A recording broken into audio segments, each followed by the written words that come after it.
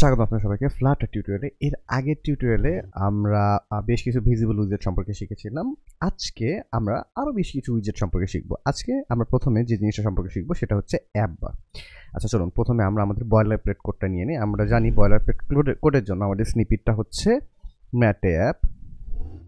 যদি এখানে ম্যাটে অ্যাপ লিখে এন্টার চাপি তাহলে এখানে আমি দেখতে পাচ্ছি যে আমাদের এখানে মেইন ফাংশন হইতেছে রান অ্যাপটাকে ট্রিগার করেছে। রান অ্যাপের মাধ্যমে আমরা মাই অ্যাপ নামে যে উইজেটটা আছে এটা উইজেটটি রুট হিসেবে রান করেছি, এবং মাই অ্যাপ এই স্টেটলেস উইজেটটার মধ্যে যে বিল্ড মেথডটা আছে এই বিল্ড মেথডের মধ্যে একটা ম্যাটেরিয়াল অ্যাপ উইজেট রিটার্ন করা হয়েছে, এবং এই ম্যাটেরিয়াল অ্যাপ উইজেটের মধ্যে হোমের মধ্যে স্ক্যাফোল্ড রিটার্ন করা হয়েছে, এবং এখানে বাই ডিফল্ট যে অ্যাপ বারটি এসেছে এই অ্যাপ বারটি নিয়ে আমরা আজকে কাজ করবো। আচ্ছা চলেন, তাহলে আমি যদি আমার এটাকে সেভ করে এই এক্সাম্পল উইজেটটাকে সেভ করে যদি এটাকে রান করার চেষ্টা করি, এখানে আমি প্লে বাটনে চাপ দিয়ে রান করার চেষ্টা করি, আমাদের অ্যাপটি রান হয়েছে। এখানে আমরা আউটপুট দেখতে পাচ্ছি। এখন এই অ্যাপ বারটার ব্যবহার শেখার আগে আমাদের স্ক্যাফোল্ড সম্পর্কে একটা ধারণা ক্লিয়ার করে নিতে হবে।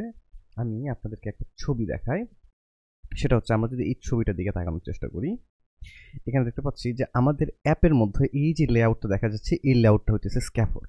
এই স্ক্যাফোল্ডটা হচ্ছে আমাদের পুরো অ্যাপের জন্য একটা স্ট্রাকচার বা বেসিক স্ট্রাকচার দেয়, যে স্ট্রাকচারের মধ্যে একটা এরিয়া ডিফাইন করা থাকে বা বরাদ্দ করা থাকে অ্যাপবারের জন্য, একটা এরিয়া বরাদ্দ করা থাকে বডির জন্য, একটা এরিয়া বরাদ্দ থাকে ফ্লোটিং অ্যাকশন বাটনের জন্য, একটা এরিয়া বরাদ্দ করা থাকে বটম নেভিগেশন ট্যাবের জন্য, এবং ড্রয়ারের জন্য এরিয়া বরাদ্দ করা থাকে। অর্থাৎ আমরা যদি স্ক্যাফোল্ডের ডেফিনেশন বা স্ক্যাফোল্ডের ইউজ কেসটা বুঝতে চাই, স্ক্যাফোল্ড হলো সিম্পল একটা উইজেট, লেআউট উইজেট, যে উইজেটটা একটা পেজের বিভিন্ন সেকশন বিভিন্ন জিনিসের জন্য বরাদ্দ করে রাখে। বডির মধ্যে আমরা মেইন সেকশন ব্যবহার করে শিখেছি। এবার অ্যাপবার নামের একটা প্যারামিটার আছে, এই প্যারামিটারের মধ্যে দিয়ে আমরা যে উইজেটটা পাঠাবো সেটা হইতেছে অ্যাপবারের মধ্যে দেখাবে। আমরা যদি এখানে দেখার চেষ্টা করি যে বডি সেকশনের মধ্যে আমরা যে উইজেট রাখার চেষ্টা করেছি সেই উইজেটটা আমরা বডি প্যারামিটারের মধ্যে করে সাপ্লাই করেছি, এবং অ্যাপবার সেকশনের মধ্যে যে উইজেটটা রাখার চেষ্টা করবো সেটা আমরা অ্যাপবারের মধ্যে করে সাপ্লাই করবো।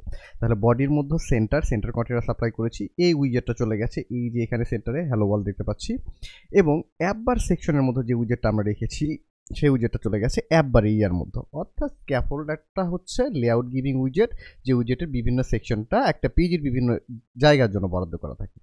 এইটা হইতেছে স্ক্যাফোল্ডের ব্যাপার। তো স্ক্যাফোল্ডের মধ্যে এই যে দেখেন অ্যাপবার নামের যে সেকশনটা আছে এই সেকশনটার মধ্যে আমরা যে উইজেটটা রাখি সেই জায়গায় অ্যাপবারটা দেখাই। তো অ্যাপবারটা হাতে তৈরি করে নেওয়াটা ঝামেলা, আমরা চাইলে অ্যাপবারটা হাতে তৈরি করে নিতে পারি, কিন্তু গুগল ম্যাটেরিয়াল ডিজাইনের যে গাইডলাইনটা আছে সেই গাইডলাইন অনুযায়ী একটা রেডিমেড অ্যাপবার ফ্লাটার আমাদের দেয়, সেই অ্যাপবারটা আমরা এখানে ব্যবহার করেছি। আমরা যদি এই অ্যাপবারটা এখানে ক্লিয়ার করে দিই, একবারে গ্রাউন্ড আপ থেকে শুরু করি, এখানে আমরা একটা প্যারামিটার নেই বডির মতো করে, যে প্যারামিটারের নাম হবে অ্যাপবার।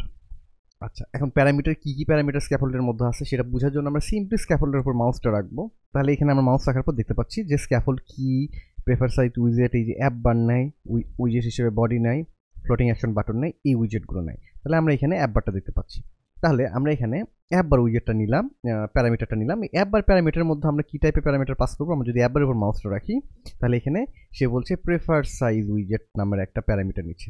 উইজেট এবং প্রেফার সাইজ উইজেটের মধ্যে একটা ডিফারেন্স হচ্ছে, আমরা এই যে বডি নামের যে প্যারামিটার আছে এটার মধ্যে একটা সেন্টার পাস করে দিয়েছি দেখেন, কারণ সে উইজেট নিয়েছে, আমাদের সেন্টার একটা উইজেট। চাইলে আমরা এখানে কন্টেনার পাস করতে পারতাম, কারণ কন্টেনারও এক ধরনের উইজেট, যে কোনো উইজেট পাস করতে পারতাম। কিন্তু যখনই কোনো একটা প্যারামিটার প্রেফার্ড সাইজ উইজেট নেবে তখন আমাকে একটা নির্দিষ্ট উইজেট দিতে হবে সেটার জন্য। অ্যাপবারের মধ্যে আমরা যে কোনো উইজেট পাস করতে পারবো না, অ্যাপবারের জন্য বরাদ্দ একটা উইজেট আছে, যে উইজেটটার নাম হচ্ছে অ্যাপবার।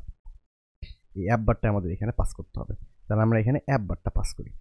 আচ্ছা, অ্যাপবার পাস করলাম। এটাকে যদি আমরা সেভ করি কন্ট্রোল এস, তাহলে আমরা দেখি আউটপুটে এখানে অ্যাপবার সেকশনের মধ্যে ব্লু কালার একটা অ্যাপবার তৈরি হয়েছে। এখন অ্যাপবারের মধ্যে আমাদের আরও বেশ কিছু সেকশন রয়েছে। এই অ্যাপবারটাকে আমরা আরেকটা সিম্পল লেআউট উইজেট হিসেবে ধরে নিতে পারি, যে লেআউটের একটা ব্যাকগ্রাউন্ড আছে। আচ্ছা, অ্যাপবারের উপর যদি আমরা মাউস রাখি, দেখেন অ্যাপবারের মধ্যে লিডিং নামের একটা সেকশন আছে, টাইটেল নামের একটা সেকশন আছে, অ্যাকশন নামের একটা সেকশন আছে। বাদ বাকি জিনিসপত্রগুলোকে আমরা আপাতত ইগনোর করি। এই তিনটা উইজেটই গুরুত্বপূর্ণ। টাইটেলের মধ্যে আমরা যে উইজেটটা দেবো সেটা অ্যাপবারের সেন্টারে চলে যাবে, লিডিং যেটা দেবো সেটা হচ্ছে বাম পাশে আসবে, এবং অ্যাকশনের মধ্যে যেগুলো দেবো সেগুলো ডান পাশে চলে যাবে। আচ্ছা দেখেন, তাহলে আমরা প্রথমে একটা টাইটেল সেট করার চেষ্টা করি। আমরা যদি টাইটেল নিই এবং টাইটেলের মধ্যে টাইটেলের উপরে মাউস যদি রাখি আমরা, তাহলে আমরা দেখতে পাবো যে সে ইনপুট হিসেবে একটা উইজেট নেয়, আমরা যে কোনো উইজেট এখানে পাস করতে পারি। আপাতত একটা টেক্সট পাস করে দিই, একটা টেক্সট পাস করলাম। টেক্সট হিসেবে আমরা এখানে লিখি I am the title area. এটাকে যদি আমরা কন্ট্রোল এস চেপে সেভ করার চেষ্টা করি তাহলে আমরা দেখতে পাচ্ছি যে অ্যাপ বারের সেন্টারের মধ্যে I am the title area দেখাচ্ছে। এখন এখানে আর একটা প্যারামিটার আছে, একটু আগে যেটা বললাম লিডিং এর মধ্যে যদি আমরা একটা টেক্সট রাখার চেষ্টা করি, লিডিং এ সাধারণত টেক্সট থাকে না, এই পাশে আমাদের মেনু আইকন বা অন্য কোনো ছোট্ট একটা আইকন থাকে। আমরা এখানে একটা আইকন রাখার চেষ্টা করি। আমরা একটা আইকন নিলাম, আইকনস ডট কিছু একটা নিয়ে এখানে সার্চ নিলাম। আমি যদি এটাকে কন্ট্রোল এস চেপে সেভ করার চেষ্টা করি আমরা দেখতে পাচ্ছি যে আমাদের অ্যাপ বারের শুরুতে এখানে একটা সার্চ আইকন চলে এসেছে। ঠিক একইভাবে এখানে অ্যাপ বারের আর একটা গুরুত্বপূর্ণ এরিয়া আছে, এই গুরুত্বপূর্ণ এরিয়ার নাম হচ্ছে অ্যাকশন এরিয়া। এখন একটা জিনিস এখানে ছোট্ট ব্যাপার, সেটা খেয়াল করুন যে লিডিং এর মধ্যে উইজেট নিয়েছে, কিন্তু অ্যাকশনের মধ্যেও সে কিন্তু উইজেট না, সে লিস্ট অফ উইজেট নেই। এটা ফ্লাটার একটু সুবিধার জন্য রেখেছে। তার কারণটা হচ্ছে সাধারণত অ্যাপগুলোতে এই যে শুরুতে অর্থাৎ ডান পাশে আমাদের একটা মাত্র আইকন থাকে, যেটা সাধারণত মেনু আইকন হয়ে থাকে, এবং বাম পাশে বেশ কয়েকটা আইকন থাকে, সার্চ আইকন থাকে, নোটিফিকেশন আইকন থাকে বা মেসেজ আইকন থাকে, এই আইকনগুলো থাকে। এজন্য আমাদের যেন খুব সহজে এই ব্যাপারটা সাপ্লাই করতে পারি। এখানে একটা উইজেট দিলে তার মধ্যে রো নিতে হতো, রো এর মধ্যে করে আমাদের উইজেটগুলো সাপ্লাই করতে হতো। এই ঝামেলা যেন না করা লাগে, এই জন্য তারা আউট অফ দ্য বক্স অ্যাকশনের মধ্যে লিস্ট অফ উইজেট নিতেছে। তাহলে এখানে আমরা দুইটা আইকন সাপ্লাই করার চেষ্টা করি। আইকন নিলাম, আইকনস ডট অ্যালার্ম, আর একটা আইকন নেই, আইকনস ডট নোটিফিকেশন। আমি যদি শেষে এখানে অপশনাল কমাটা দেওয়ার চেষ্টা করি, এবার এটাকে যদি আমি সেভ করার চেষ্টা করি, আমরা আউটপুটে দেখতে পাচ্ছি যে আমাদের এখানটায় দুইটা আইকন অ্যাড হয়েছে। এখানে আমরা চাইলে অ্যাকশনের মধ্যে যত ইচ্ছা ততগুলো আইকন অ্যাড করতে পারি। অর্থাৎ এখানে মোদ্দা কথা হচ্ছে আমাদের স্ক্যাফোল্ডের ব্যবহারটা মনে রাখতে হবে। এটা হচ্ছে একটা লেআউট, যে লেআউটের মধ্যে বিভিন্ন সেকশন বরাদ্দ করা থাকে। এর মধ্যে যে সেকশনটা বডির মধ্যে বরাদ্দ করা ছিল, এটার ব্যবহার আমরা শিখেছি।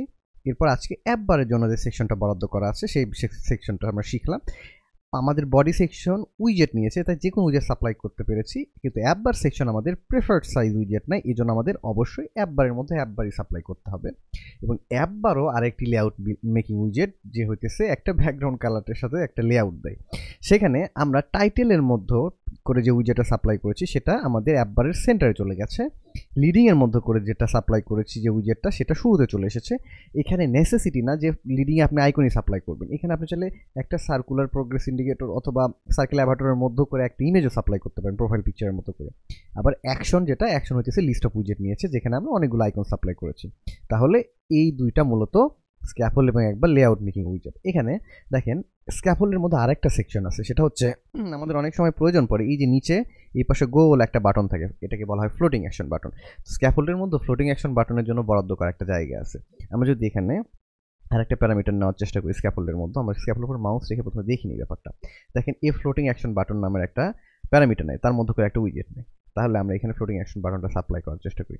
এখানে যদি আমরা ফ্লোটিং অ্যাকশন বাটন এবং এর মধ্যে আমরা একটা উইজেট সাপ্লাই করার চেষ্টা করি, আমাদের গোল একটা বাটন উইজেট আছে কিন্তু ফ্লাটারে, এই গোল বাটন উইজেটটার নাম হচ্ছে ফ্লোটিং অ্যাকশন বাটন। তাহলে আমরা যদি এখানে ফ্লোটিং অ্যাকশন বাটনটাই নিয়ে নিই এবং ফ্লোটিং অ্যাকশন বাটনের মধ্যে নর্মাল বাটনের মতো অনপ্রেস প্রপার্টি না, সে অনপ্রেস প্যারামিটারের মধ্যে আমরা একটা ল্যামডা ফাংশন দিয়ে দিলাম, ফাঁকা ফাংশন দিয়ে দিলাম, এবং তারপরে এখানে একটা চাইল্ড দিতে হবে।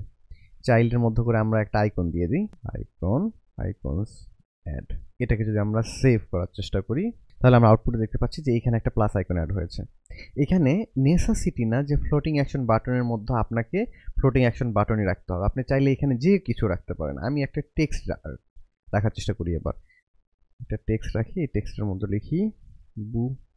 এটাকে যদি সেভ করার চেষ্টা করি আমরা আউটপুটে এখানে বু দেখতে পাচ্ছি। তার মানে এখানে এই প্যারামিটারটা রিপ্রেজেন্ট করছে যে একটা এরিয়া বরাদ্দ করা আছে এইটুকুতে, এই এরিয়ার মধ্যে আপনি যে উইজেট ইচ্ছা সেই উইজেট রাখতে পারবেন। তো ধন্যবাদ আজকে টিউটোরিয়াল দেখার জন্য।